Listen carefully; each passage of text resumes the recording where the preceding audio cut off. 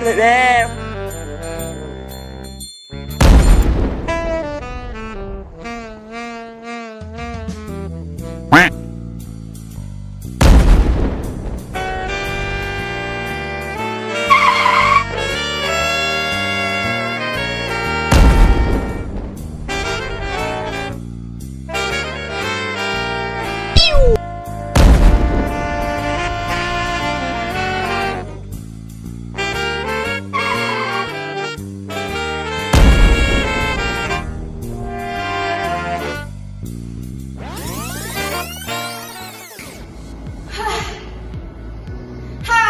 Di sini saya akan membawakan materi tentang pengertian sarana dan prasarana pendidikan. Sarana pendidikan adalah semua perangkat peralatan, bahan, dan perabotan yang secara langsung digunakan dalam proses pendidikan di sekolah, seperti ruang, buku, perpustakaan, laboratorium, dan sebagainya. Prasarana pendidikan adalah semua perangkat kelengkapan dasar yang secara tidak langsung menunjang proses pendidikan di sekolah. Jadi, manajemen sarana dan prasarana pendidikan dapat didefinisikan sebagai proses kerjasama pendayagunaan semua sarana dan prasarana pendidikan secara efektif dan efisien. Dalam mengelola sarana dan prasarana sekolah, dibutuhkan suatu proses sebagaimana terdapat dalam manajemen yang pada umumnya yaitu mulai dari perencanaan, pengorganisasian, pergerakan, pemeliharaan, dan pengawasan. Nah, sekarang saya akan membawakan materi kedua. Materinya ini. Isi dari materi itu adalah manajemen sarana dan prasarana sekolah merupakan proses kerjasama pendayagunaan semua perlengkapan sekolah secara efektif dan efisien. Satu hal yang perlu dipertegas dalam definisi tersebut adalah bahwa manajemen sarana prasarana sekolah merupakan suatu proses pendayagunaan yang sasarannya adalah perlengkapan pendidikan seperti perlengkapan sekolah, perlengkapan perpustakaan, media pengajaran, dan media lain.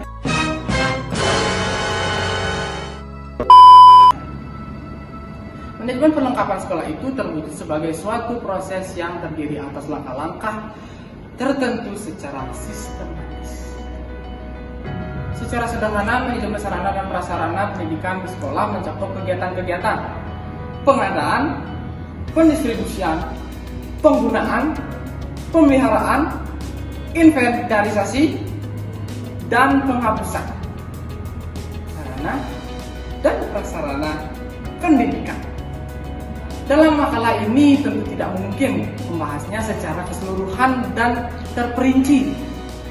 Berikut ini hanya dibahas 3 hal yang sangat penting, yaitu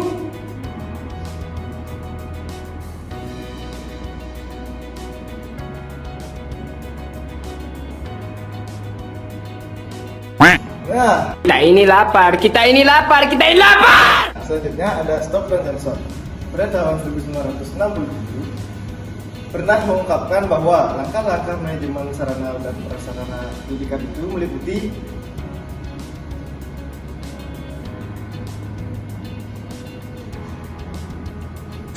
kegiatan seperti analisis dan penyusunan kebutuhan, pembelian, penerimaan perlengkapan sekolah yang pada dasarnya dilakukan oleh pengelola perlengkapan pendidikan seperti yang direncanakan, pengadaan perlengkapan.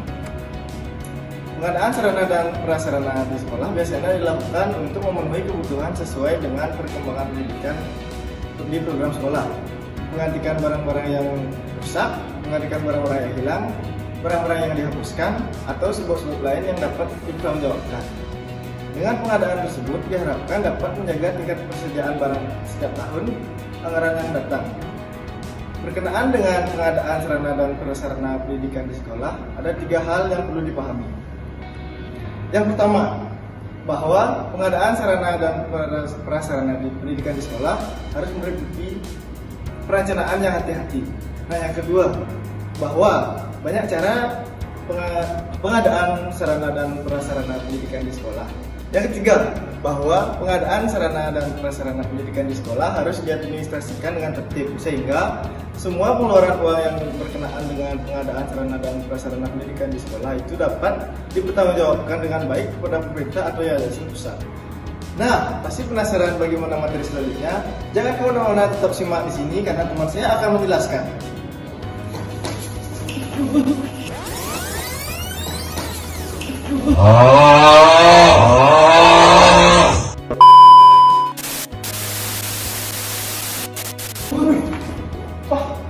Kamu aja dia pernah saya punya sekarang. Sekarang kamu berhasil bersihin juga. Sekarang ada materi yang ketiga. Materi yang ketiga ini berisi manajemen personalia. Manajemen personalia adalah penyediaan kepemimpinan dan pengarahan para karyawan dalam pekerjaan atau hubungan kerja.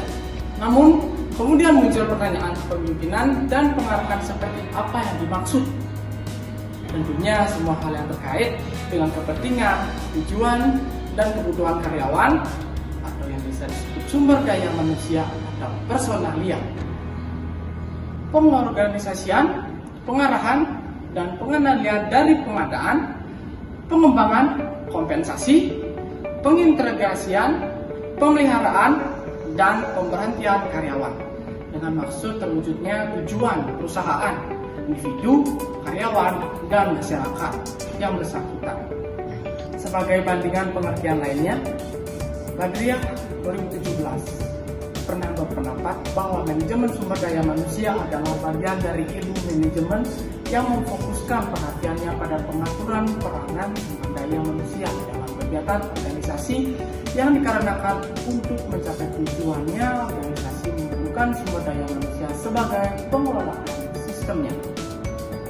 Oleh karena itu, agar sistem organisasi berjalan dalam pengelolaannya diperlukan beberapa aspek penting mencakup pelatihan, pengembangan, motivasi, dan aspek-aspek lainnya.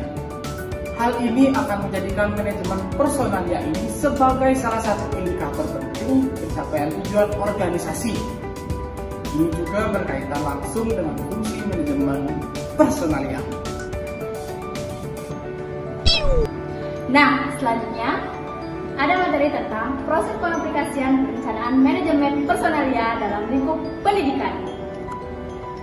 Ada beberapa pendapat dalam perencanaan pendidikan, antara lain adalah pendekatan tuntunan sosial, ketenagakerjaan, biaya, keuntungan, ekonomi, dan sebagainya.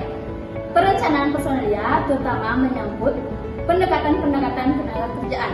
Sebab itu, pembahasan perencanaan ini memakai pendekatan ketenaga pekerjaan. Perencanaan personalia mencakup jumlah, jenis, dan keterampilan, keahlian orang di tempat pada pekerjaan yang tepat pada waktu tertentu yang dalam jangka panjang memberikan keuntungan bagi individu organisasi direncanakan oleh para manajer dalam hubungan personalia ini adalah: yang pertama, berapa jumlah tenaga kerja yang dibutuhkan dan berapa orang setiap jenis keterampilan. Yang kedua, berapa macam keterampilan yang dibutuhkan dan beberapa orang setiap jenis keterampilan. Yang ketiga, upaya mendapatkan mereka pada pekerjaan yang tepat untuk jangka waktu tertentu dengan harapan memajukan dan memberikan keuntungan optimal baik kepada organisasi maupun kepada setiap anggota. Yang keempat, komponen-komponen perencanaan dalam segi personalia adalah tujuan, perencanaan organisasi, pendapatan personalia, menafsirkan kebutuhan personalia dengan program tindakan. Nah, tujuan perencanaan sudah tentu mencakup menentukan komponen-komponen beserta jumlah masing-masing dan cara menentukan yang benar dalam jangka waktu tertentu. Atau dapat juga tujuan hanya sebatas kepada pengusaha pemenuhan tenaga, peningkatan kompetensi, dan penempatan yang benar sebagai masalah yang harus diselesaikan oleh manajemen pendidikan.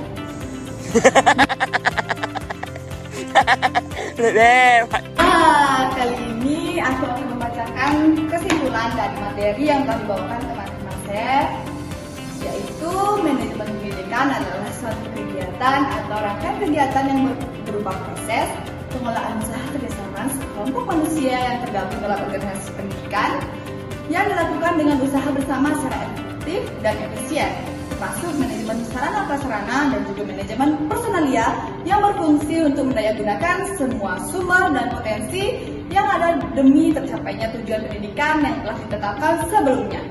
Manajemen personalia adalah penyedia kepemimpinan dan pengarahan karyawan dalam pekerjaan atau hubungan bekerja.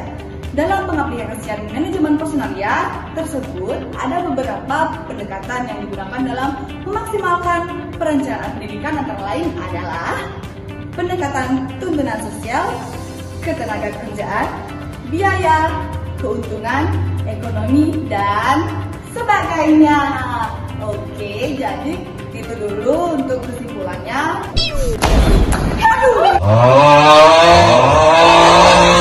Oke, segitu dulu pemaparan dari kelompok kami yang tadi sudah memaparkan materi. Yang pertama, pengertian sarana dan prasarana pendidikan. Yang kedua, Kita ini lapar, kita ini lapar, kita ini lapar!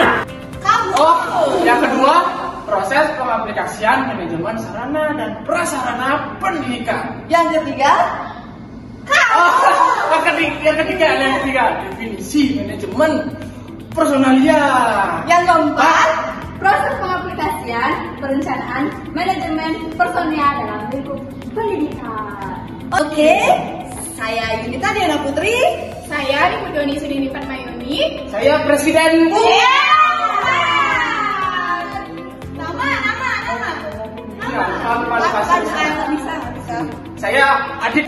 Dan saya Riko Marusti Udastuti. Oke. Kok ada yang kurang ya? Kan kita berlima. Oh ya, Adit. Halo, saya Edi Nina Adi Pranata. Dan kita kelompok 2. Pamit undur diri, saya ucapkan terima kasih untuk semuanya. Salam bentuk para Musanti. Om Santi. Jika kamu ingin bertanya, tanyakan kepada Di sini. Ayo ding ding makan kepiting.